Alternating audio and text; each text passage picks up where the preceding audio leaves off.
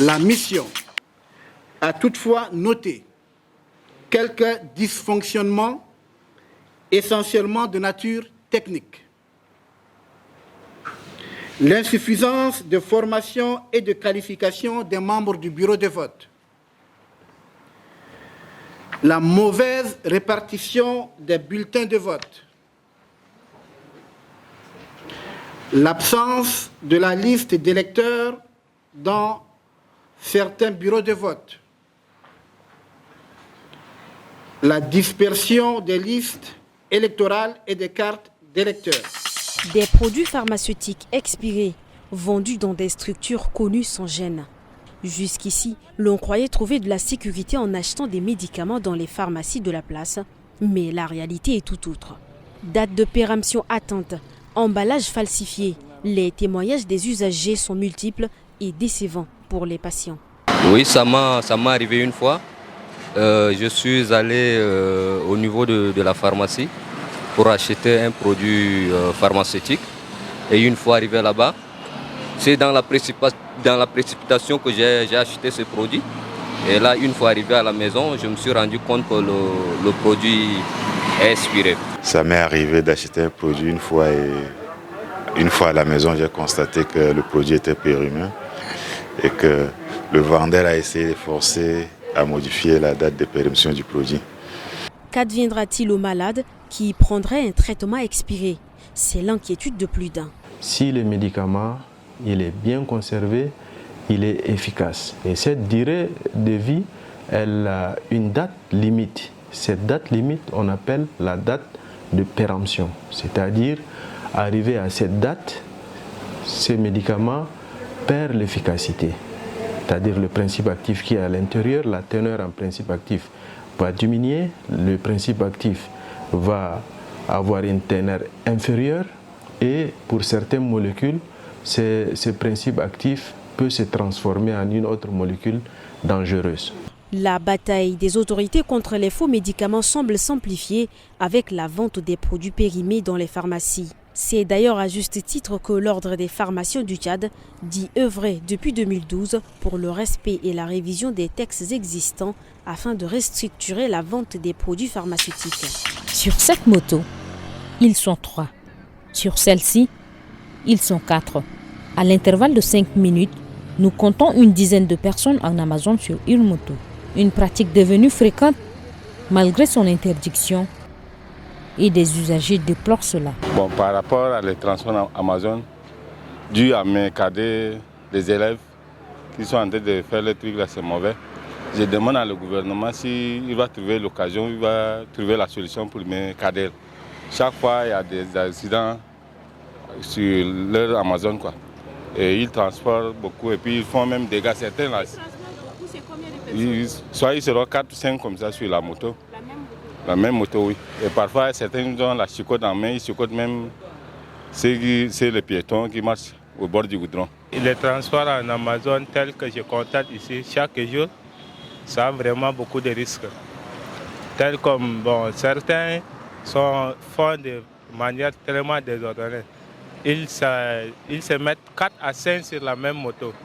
Et au lieu d'aller doucement, ils passent vraiment en pleine vitesse. Ils passent en pleine vitesse, ils entrent par-ci, par-là, parmi les voitures. J'ai vu un accident ici devant la Providence là. 4 élèves sur la même moto qui se sont coincés sur une voiture qui voulait virer, alors qu'ils n'ont même pas prêté attention. Le transport en Amazon est interdit depuis 2017. Mais la pratique continue son bonhomme de chemin, bien qu'elle cause des accidents. La plateforme du cadre de concertation des maires du Sud a organisé hier 20 décembre à Sarre une rencontre d'échange concernant les revendications des taxes sur le bâti, le non-bâti et l'environnement auprès de la Coton-Tchad, société nouvelle.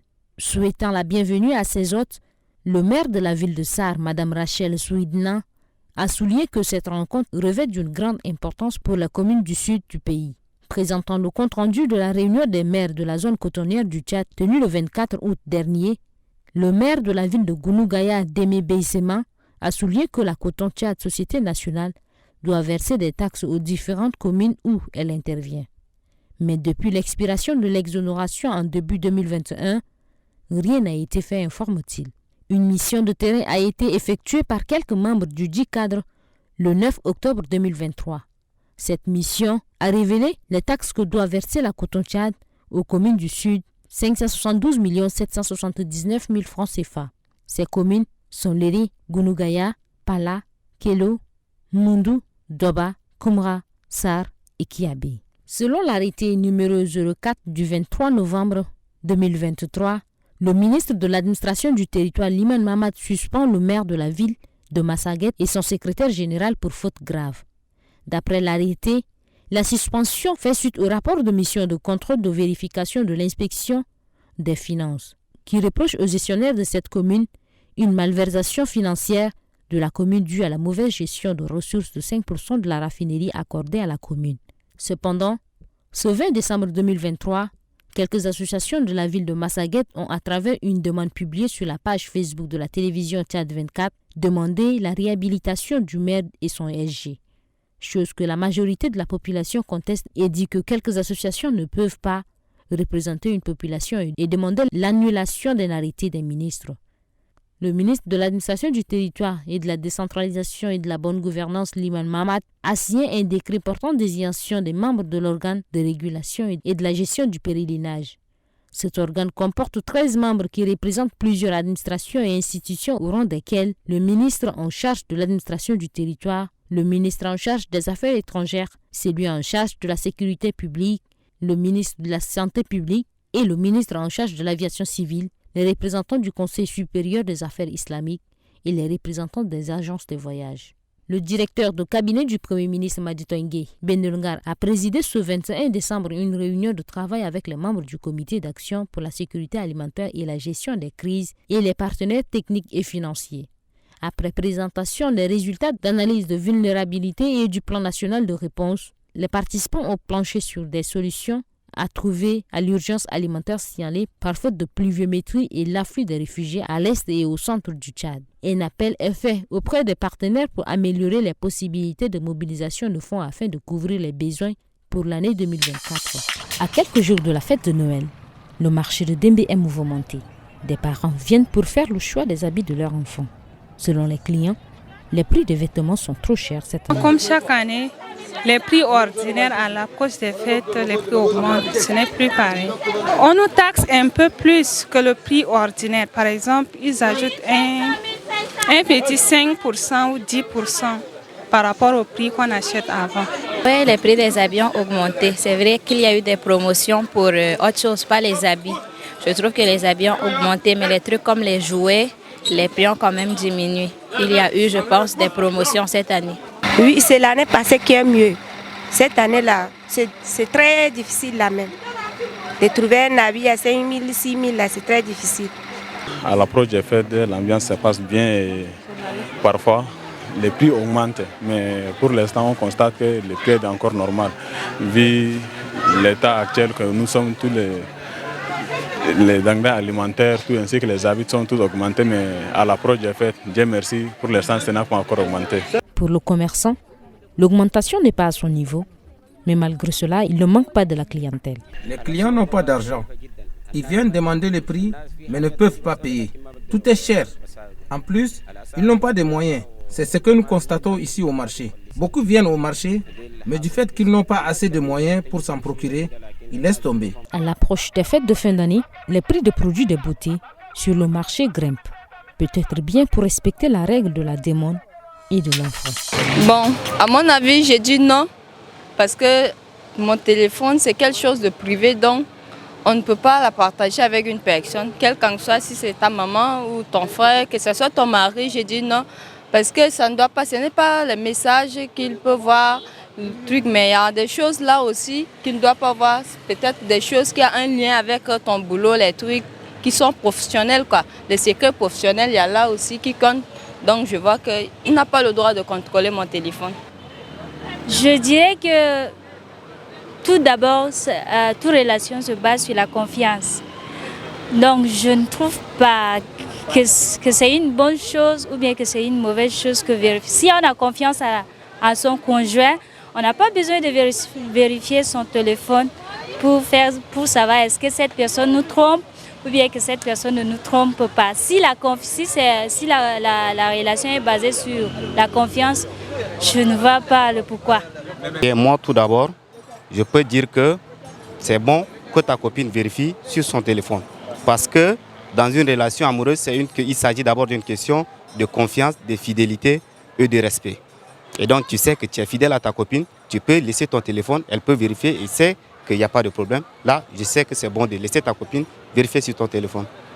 Bon, dans le cas au sujet de la copine, là, je vois qu'il y a une controverse à mon avis. Parce qu'il n'est pas opportun qu'une fille, ta copine vérifie ton numéro. Parce que ça peut aussi lui conduire à un cas de rupture. Ce n'est pas important. Mais pour les femmes, là, un homme vraiment fidèle, il doit quand même laisser son téléphone à sa femme de vérifier ça. Ça, c'est un signe de fidélité. Ça, c'est vraiment important. Non, il n'est pas normal. Pourquoi? Parce que si je permets mon téléphone portable à ma femme ou à ma copine, et elle va trouver des choses qui ne vont vraiment pas lui plaire et ça va créer des ennuis entre elle et moi. Donc je préfère qu'elle ne vérifie pas le téléphone. Ces jeunes sont les lauréats et finalistes de la compétition d'art oratoire dont la finale s'est tenue le 9 septembre dernier en N'Djamena. Pendant 3 jours, ils vont apprendre des techniques pour se perfectionner.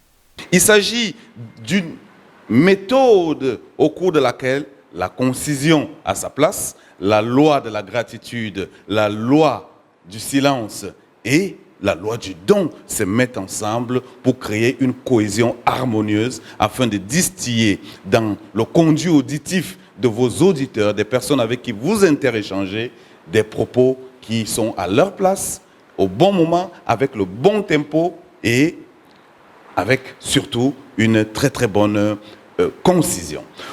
Le représentant d'Airtel rappelle que soutenir une telle formation entre dans la mission sociale de la campagne.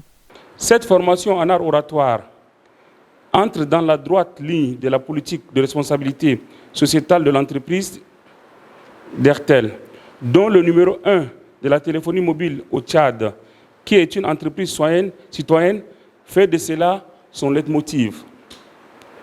Chers apprenants, pendant 3 jours, vous serez enseignés par les éminents professeurs en art oratoire, dont vous-même vous découvrirez les compétences et l'importance de votre participation.